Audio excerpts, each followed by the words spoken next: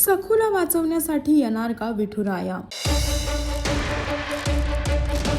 सखा माझा पांडुरंग या मालिकेमध्ये सखूवरती आलं आहे एक मोठं संकट. नागोजीच्या माणसाने सर्वांसमोर सखूला दिली धमकी, तिला जिवंत मारून टाकण्याची. ह्या रावळात आणि तुझ्या विठ्ठला समोर मी तुझी गर्दन कापून टाकणार असं त्यांनी सर्वांसमोर तिला म्हणलं आहे. आणि एवढंच नाही तर हे सुद्धा म्हणलं की हे सर्व करताना बघू तुझा विठ्ठल तुला वाचवायला येतो का. आणि हे सर्व म्हणून झालं आहे कारण की सखूने विठ्ठलाची पूजा करण्याचा निर्णय घेतला होता आणि त्याचमुळे हे सर्व संकट तिच्यावरती येताना दिसतंय. चालवलीस आज तुला जिवंतच सोडणार नाही. या रावळात तुझ्या या विठ्ठला समोर तुझी गर्दन थरावेगळी करू, मग बघू.